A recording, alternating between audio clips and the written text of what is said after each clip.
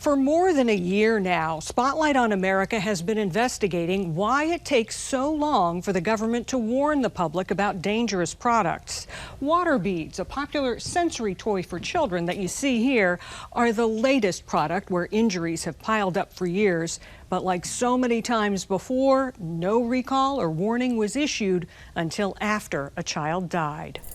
These tiny, colorful beads look like candy. When fluid is added, the super-absorbent polymer balls can grow up to 100 times their original size and cause immeasurable harm to a small child who swallows them. It was projectile vomiting blood at that point, over and over again. One point I just kind of lost it and I was like, he's gonna die. Like, we need to do something, he's gonna die. Florida mom Sarah Gent remembers a day of sheer terror when her little boy Henry unknowingly ingested water beads. You are jumping. Today, the family is grateful. Get it, boy, get it. Their sweet, rambunctious toddler survived. Oh, no! But he almost didn't make it.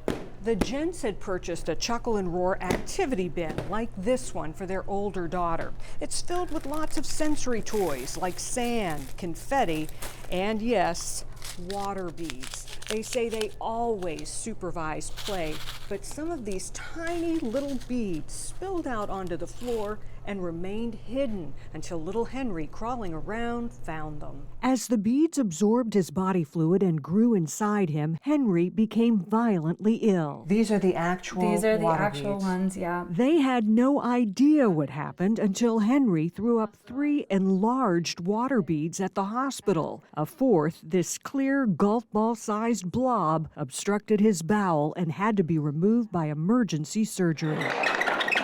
It's been a year and Henry is doing better now, but his parents say he will have lifelong complications from the invasive surgery.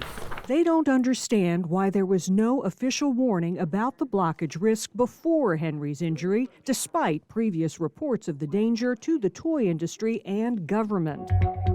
The Consumer Product Safety Commission, the agency tasked with protecting Americans from dangerous products, revealed last year nearly 8,000 children were treated in hospital emergency rooms for water bead injuries between 2016 and 2022. It makes me so angry. They should have been protected. This shouldn't have happened. These are some of my favorite pictures of her. Just 6 months after Henry nearly died, a baby girl in Wisconsin, 10-month-old Esther Bethard, did die after ingesting water beads in July of 2023. My days feel very empty. She should still be with us. After Esther's death, the CPSC and toy manufacturer Buffalo Games finally issued a recall, but only for the specific product involved in Esther's death. Chuckle and Roar's Ultimate Water Beads Activity Kits. CPSC Chair Alex Hohenserek also issued a warning about all water beads, saying they can be deadly to babies and small children,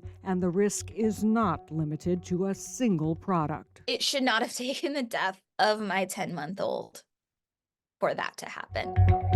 But like so many times before, the Malm dresser, Peloton treadmill, Boppy pillow, and Fisher-Price rock and play, it did take the death of a child before a recall was issued. If I knew a product was killing people right now, I couldn't tell you. 1 year ago, Hohenserek made that startling statement to Spotlight on America, criticizing a provision in the law which limits the agency's ability to warn the public about dangerous products without first trying to get a company's consent. At the time, he proposed an internal CPSC rule change he said would give the government agency more flexibility to get information out faster, but it's still not been implemented. It's been a year now, really, since it was initially proposed. Why is this taking so long? You know, I believe it's taking too long. I would like to get it done faster. But Hohenserek says he still needs to get more support from the other commissioners to get it done. Do you feel like that the CPSC is doing enough to protect the public from dangerous products? I'd like for us to be doing more, but we're doing what we can with the restrictions that we have. Oh, big boy.